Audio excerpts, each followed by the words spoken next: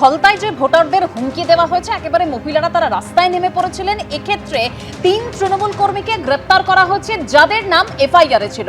আমি এখান থেকে একটু প্রথমেই প্রদীপ্তর কাছে যাব। প্রদীপ্ত, ভয়ঙ্কর অভিযোগ করছেন ভোটাররা, তারা বলছেন যে তাদেরকে মারধর করা হয়েছে, এমনকি ভয় দেখিয়ে তারা যখন তৃণমূলকে ভোট দিয়েছে তারপরেও তাদের বাড়িতে ঢুকে গিয়ে মারধর করা হয়েছে। তো মারাত্মক অভিযোগ। না দেখো, একদিকে গোয়েবেলীয় মিথ্যাচার আর একদিকে গোবলয়ের সংস্কৃতি, এবং তার ভিত্তিতে একটা ম্যানুফ্যাকচারিং ডিসেন্ট করার জন্য যে পোর্ট্রেয়ালটা আমরা দেখছিলাম, সেই পোর্ট্রেয়ালে দেখলাম সিংঘম পৌঁছে গেছেন, বাড়ি বাড়ি গিয়ে খুঁজে খুঁজে ঘাড়মে ঘুষ ঘুষকে চুন চুনকে সব নাকি ধরছে। তারপরে এই ধরনের গন্ডগোল হচ্ছে, এবং সেই গন্ডগোলে এক ধরনের বিভ্রান্তি মানুষের মধ্যে আমরা দেখতে পাচ্ছি। কি বিভ্রান্তি? যে না, একদিকে বলছে শান্তিপূর্ণ ভোট হবে, 15টা জায়গায় শান্তিপূর্ণ ভোট হয়নি, 15টা জায়গায় নতুন করে ভোট হবে। এত কোম্পানি, এত বাহিনী, এত সাজোয়া গাড়ি, 48 ঘন্টা হয়ে গেছে গ্রেপ্তার হয়নি বলছে, 48 ঘন্টা। তার মানে ঘটনাক্রম পুরো আগের, আর আজকের ঘটনাক্রম ভোটের সঙ্গে তার যে সংমিশ্রণ অদ্ভুতভাবে দেখলাম, সেখানে বুঝতে বিভ্রান্ত হচ্ছে মানুষ যে কোন ঘটনাটা দেখাচ্ছে, 29 তারিখের ঘটনা দেখাচ্ছে নাকি আজকে 1 মের ঘটনা দেখাচ্ছে, সেটা মানুষ বুঝতে পারছে না, বা 2 মের ঘটনা দেখাচ্ছে। তাই আমার যে বক্তব্য, যে যদি কেউ অন্যায় করে থাকে তার শাস্তি হোক, কোনো অসুবিধা নেই, যে অন্যায় করেছে। কিন্তু এই প্রচার প্রসারের মাধ্যমে টিকে থাকার যে রাজনীতি এবং নিজেকে জাস্টিফাই করার রাজনীতি, সেখান থেকে বিরত থাকলে বোধহয় ভালো হয়। নির্বাচন কমিশনের ওপরের যে মূল দায়িত্ব ছিল যে কনফিডেন্স বিল্ডিং মেজার্স করবে, সেই কনফিডেন্স বিল্ডিং মেজার্সের ক্ষেত্রে একটা সময় যখন নির্বাচনকালীন অশান্তি হতো, তখন বলা হতো যে এই তৃণমূল কংগ্রেস সরকারে আছে, তারা কি করছে, নির্বাচন কমিশনকে অদ্ভুতভাবে আড়াল করা হতো। আর আজকে যখন নির্বাচন কমিশন ভালো ভূমিকা নিচ্ছে বলে বারবার প্রচার হচ্ছে, অদ্ভুতভাবে সরকারের ভূমিকা কি সেটা নিয়ে আর কেউ প্রশ্ন করছে না। অশান্তি হলে তৃণমূলের লোক জড়িত, কিন্তু শান্তি প্রক্রিয়ায় যে সম্পাদন হলো ভোটটা, সেখানে যে সরকারের ভূমিকা থাকতে পারে সেটা আর আলোচনায় আসছে না। ওই always half glass full, half glass empty. অর্থাৎ যেটা প্রদীপ্ত বলছে যে গোয়েবেলসের তত্ত্ব বারবার মিথ্যে বলে সেটাকে সত্যি বলে প্রমাণ করা, কিন্তু শান্তিপূর্ণভাবে ভোট হবে এবং সবাই নিজের ভোটাধিকার প্রয়োগ করবেন, এটাই তো কাঙ্ক্ষিত, এটাই তো হওয়া উচিত। দেখো, বারবার হিংসার ভোট, সন্ত্রাসের ভোট বলে নজির রয়েছে পশ্চিমবঙ্গে, এবং বারবার সেটাই উঠে আসে। সেখানে এবার যে নজিরটা তৈরি হলো, এত শতাংশ ভোট পড়লো, রেকর্ড ভোট পড়লো, মানুষ শান্তিতে গিয়ে ভোট দিতে পারলো, সেটাকে তো প্রশংসা করা উচিত প্রদীপ্ত। কিন্তু আমি সায়ন্তনের কাছে এই প্রসঙ্গে আসবো। সায়ন্তন, অর্থাৎ আপনারা যেটাকে স্বতঃস্ফূর্ত ক্ষোভ বলছেন, সেটাকে তৃণমূল বলছে পুরোটা নাটক এবং পুরোটা অপপ্রচার করা হচ্ছে। টিভি স্ক্রিনে যাদেরকে আমরা দেখলাম এই চ্যানেলে বসে, তাদের দেখে কি আপনার মনে হচ্ছে এনারা নাটক করতে পারেন? গ্রামের সাধারণ কয়েকজন হিন্দু মহিলা গত 10 বছর, 12 বছর বা তারও বেশি সময়ে এরা কেউ ভোটই দিতে পারেননি, সাহস করে বেরোতে পারেননি, প্রতিবাদ করতে পারেননি। এই প্রদীপ্তবাবুরা যাদের কথা সিংহম টিংহম বলছেন মিডিয়াতে, তাদের সাহসে আজকেরা বেরিয়ে প্রতিবাদ করছে। ওখানে যে মুঘল সম্রাট জাহাঙ্গীর রয়েছে, সেই জাহাঙ্গীরের বিরুদ্ধে প্রতিবাদ করা মানে মৃত্যুকে ডেকে আনা। আমি 2019 সালে বসিরহাট লোকসভার প্রার্থী ছিলাম। সন্দেশখালীতে আরাক মুঘল সম্রাট শাহজাহান, তার বিরুদ্ধে প্রতিবাদ করা মানে মৃত্যুকে ডেকে আনা। একইভাবে ফলতায় জাহাঙ্গীরের বিরুদ্ধে প্রতিবাদ করা মানে একটা ভয়ঙ্কর ঘটনা ঘটবে। কিন্তু আমি এই গ্রামের এই প্রান্তিক মানুষদেরকে ধন্যবাদ জানাবো, অভিনন্দন জানাবো, ওনারা সাহস করে বেরিয়ে এসে আজকে এই সত্য কথাটা বলেছেন। হয়তো এই সিংহ তথাকথিত সিংহমের ভরসায় বলেছেন, নির্বাচন কমিশনের একটা ভালো নির্বাচন করেছেন সে তার ভরসায় বলেছেন, কিন্তু ফলতাতে নির্বাচন হয় না আমাদের বহুদিনের কথা, যে কথা আমরা দীর্ঘ সময় বলে এসেছি, সেটা কিন্তু আজকে প্রমাণ হচ্ছে এদেরকে দেখে। নির্বাচন কমিশন সিদ্ধান্ত নেবেন, হয়তো পুরো ফলতার বিধানসভাটাই ক্যান্সেল হয়ে যাবে, নির্বাচন কী হবে আমরা জানি না। কিন্তু যেটা ঘটনা বাস্তবিক করতে আমরা এতদিন বলে এসেছি, 12 বছর 15 বছর, যে ফলতাতে জাহাঙ্গীর এবং তার সাগরেদদের যে, এবং স্বয়ং কালীঘাটের অনুপ্রেরণায় তারা যে সমস্ত অত্যাচার করে, বিভৎস অত্যাচার, তালিবানি কায়দা চলে, ওখানে ভারতের সরকার চলে না, ওখানে ভারতের সংবিধান প্রযোজ্য নয়, ফলতায় তালিবানি সংবিধান প্রযোজ্য। তার জন্য ফলতার মানুষ যে আজকে পথে নেমেছেন, অজস্র ধন্যবাদ তাদের, এবং তাদের এই আন্দোলনকে সামনে দেখে নির্বাচন কমিশন একটা কঠোরতম ব্যবস্থা গ্রহণ করুক। তাদের হাতে এখনো পর্যন্ত প্রশাসন রয়েছে, আগামী 4 তারিখ বা 5 তারিখ অবধি তারাই নির্ণায়ক সিদ্ধান্ত নেবেন।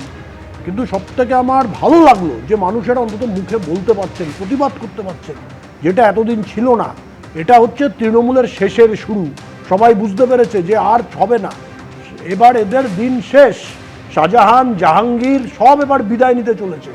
তার জন্য আজকে এভাবে মানুষ নেমেছেন। আমরা যা বলেছি তা এখন প্রমাণিত সত্য হচ্ছে।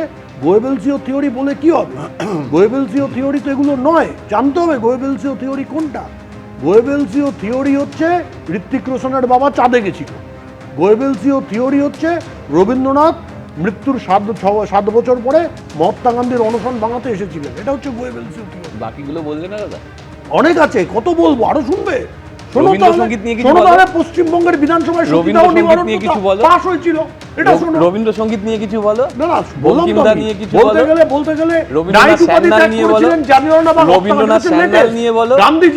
গান্ধীজি যে নাইট রবীন্দ্রনাথ উপাধি স্যান্ডাল নিয়ে পেয়েছিলেন, বললেই হবে। সেটা নির্বাচনে রবীন্দ্রনাথ আমরা জন্মেছেন কোথায়? জানতে দাদা? পারবো। দুটো দলের নেতা কবে কি বোকা বোকা কথা বলেছে এখন তার লিস্ট শুনতে হবে বসে, একটা সিরিয়াস আলোচনার মাঝখানে। বেশ বেশ, এবার শতরূপ তাহলে মানে কোথাও গিয়ে কি একটা নিঃশব্দে সন্ত্রাস মানে কাজ করছিল? কমিশনের এত কড়াকড়ি, কমিশনের এত দাওয়াই কাজ করেনি বলে মনে হচ্ছে? এক্স্যাক্টলি, কোথাও কাজ করেনি আমরা জানি না, কিন্তু এক্ষেত্রে তো করেনি দেখাই যাচ্ছে। যদি আজকে যাদের কথা আমরা শুনছি তাদের কথা যদি সত্যি হয়ে থাকে, এবং সেখানেই আমাদের প্রশ্নটা হচ্ছে। দেখুন, আমি প্রথমে একটা কথা বলি, দেখুন ইলেকশনের দিন বা ইলেকশনের প্রচার পর্বে পশ্চিমবাংলাতে অন্যান্য বারের তুলনায় আমরা নিঃসন্দেহে সন্ত্রাস কম দেখেছি। খুন, কংগ্রেসের একজন কর্মীকে খুন করা হয়েছে আসানসোলে, আমাদের একজন কর্মীকে দিনাজপুরে খুন করা হয়েছে। কিন্তু অন্যান্যবার যা খুন আমরা দেখি সেই তুলনায় খারাপ লাগে এইভাবে বলতে যে মৃত্যুর সংখ্যা কম, একটাই বা হবে কেন মৃত্যু, তাও কম হয়েছে। কিন্তু এইটার জন্য যারা ইলেকশন কমিশনকে সাধুবাদ জানাচ্ছেন তাদের কাছে আমি এইটাও ভেবে থাকার জন্য অনুরোধ করব, এসআইআর প্রক্রিয়া চলাকালীন যে প্রাণগুলো চলে গেল সেইগুলোও কিন্তু মৃত্যু খালি ভোটের দিন হোক অথবা ভোটার লিস্ট তৈরি করার সময় কোনো একটা সংস্থার অপদার্থতার জন্য হোক, যে তার আপনজনকে হারালো সে কিন্তু আপনজনকে হারালো। এক, দ্বিতীয় কথা হচ্ছে এই জাহাঙ্গীর, শাহজাহান, অনুব্রত মণ্ডলরা, এবার সন্তানদা হয়তো ধর্মীয় কারণে জাহাঙ্গীর শাহজাহানের নামটা বলবে, অনুব্রতর নামটা বলবে না, কিন্তু যাই হোক আমরা সবার নামই বলছি। জাহাঙ্গীর, শাহজাহান, অনুব্রত মণ্ডলদের জন্য পশ্চিমবাংলার ভোটে প্রত্যেকবার আমাদের অভিজ্ঞতা 4-5 লাখ লোক ভোট দিতে পারে না।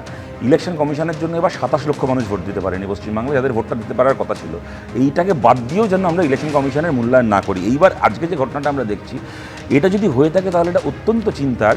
কেননা চিন্তা খালি এই কারণে নয় যে আজকে এই পরিবারগুলো পোস্টপোল ভায়োলেন্সের শিকার হচ্ছে কখন? যখন ইলেকশন কমিশন ভোট সম্পন্ন করে কেন্দ্রীয় বাহিনী নিয়ে ফেরত চলে গেছে তখন না, যখন কিনা এমনকি গণনা পর্যন্ত হয়নি, গোটা ইলেকশন প্রক্রিয়া এখনও চলছে এবং ইলেকশন কমিশনের আন্ডারে থানা, পুলিশি ব্যবস্থা সব কিছু। এই অবস্থার মধ্যে পোস্টপোল ভায়োলেন্স চলছে। খালি তাই নয়, আজকে এবিপিতেই দুপুরবেলাও দেখলাম, এখনও তোমরা দেখালে, এই মহিলারা তারা বলতে বাধ্য হচ্ছেন ভোটের দিন আমরা আমাদের পছন্দ মতো প্রার্থীকে ভোট দিতে পারিনি, আমাদেরকে তৃণমূলের ভয়ে তৃণমূল যাকে বলেছিল তাকেই ভোট দিতে হয়েছে। এইটা যদি হয়ে থাকে সেক্ষেত্রে সত্যিই প্রশ্নটা আসে যে এই সিঙ্গাম ফিঙ্গাম কার একটা নাম শুনেছিলাম, এই ভদ্রলোকের থেকে তাহলে হলোটা কি? আলটিমেটলি যদি ভোটের দিন মানুষ নির্ভয়ে ভোটটাও না দিয়ে থাকতে পেরে থাকে, তাদেরকে যদি তৃণমূলের চোখরাঙানিতে ঘাসফুল চিহ্নেই ভোট দিতে বাধ্য হয়ে থাকতে হয়, যেটা শান্তনদা ওদেরকে বিশ্বাস করছেন, আমিও ওনাদেরকে বিশ্বাস করছি, তা যদি হয় তাহলে কিন্তু প্রশ্ন আসবেই অন্য রাজ্য থেকে আসা পুলিশ অবজারভারদেরকে দিয়ে পশ্চিমবাংলার অন্যান্য অনেকগুলো জায়গায় কিন্তু শান্তিপূর্ণ ভোট হয়েছে, যা কিনা হয়তো এর আগে হতো না।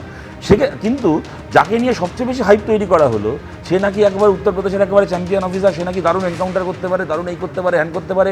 আগের দিন জাহাঙ্গীরের বাড়ির সামনে গিয়ে এমন চেঁচাচ্ছে, দেখলে মনে হচ্ছে যেন কোনো হিন্দি সিনেমার দৃশ্য দেখছি। এত কিছু করার পরে ফুটো কলসির আওয়াজ বেশি বলে একটা কথা আছে না বাংলায়, তাহলে কি এই ভদ্রলোক একটা ফুটো কলসি ছিলেন? মানে আমি কিন্তু ইলেকশন কমিশনের সবাইকে খারাপ বলছি না, অন্যান্য রাজ্য থেকে আরও অনেকে এসছেন যাদেরকে সিংঘম, হ্যাঁ ওই জয় ভিরু, এইসব মোকাম্বো এসব বলা হয়নি, কিন্তু তারা হয়তো নিঃশব্দে নিজেদের কাজটা অনেক ভালোভাবে করেছেন। আর এনাকে নিয়ে এত ঢাকঢোল বাজানোর পরে ইনি আলটিমেটলি দেখা গেল একটা ফুটো করেছি, তাই কি ব্যাপারটা হলো? এই প্রশ্নটা কিন্তু থেকেই যাচ্ছে। আর এই আমি জাস্ট একটা সেন্টেন্স অ্যাড করছি, এই জাহাঙ্গীর, আমরা সবাই জানি অভিষেক বন্দ্যোপাধ্যায় ডায়মন্ড হারবারে যে একটা মানে সাম্রাজ্য, একটা মানে কালো সাম্রাজ্য চলছে, তার সেনাপতি হচ্ছে এই জাহাঙ্গীর সম্পর্কে একটা কথা শোনা যায়, এটা কিনা আপনারাও জানেন, আমি জানি না এখানে নিশ্চয়ই আপনারাও এটা স্বীকার করবেন। আমার কাছে কোনো প্রমাণ নেই, এটা ঠিক ভুল জানি না, কিন্তু এটা আমরা সবাই শুনি, আপনারাও এটা শুনেছেন। যেদিন শেখ শাহজাহান গ্রেপ্তার হলো ইডির হাতে, ইডি নাকি সেই দিন জাহাঙ্গীরকে গ্রেপ্তার করার জন্যই আসলে রওনা হয়েছিল। যে কোনো কারণেই হোক রাস্তায় এমন কিছু, মানে জাহাঙ্গীর এত ক্ষমতাবান, রাস্তায় এমন কিছু ফোনটোন চলে আসে যে ইডিকে গাড়ির স্টিয়ারিং ঘুরিয়ে শেখ শাহজাহানকে ধরতে চলে যেতে হয়, জাহাঙ্গীরের ওখান থেকে রুট বদলে নিতে হয়। তো যে কারণে ইডির রুট পাল্টে গেছিল, সেই কারণেই কোনো কারণে সিঙ্গাম ফিঙ্গামের রুট পাল্টে গেল কিনা, এই লোকটা কি এতটাই ক্ষমতাবান কিনা,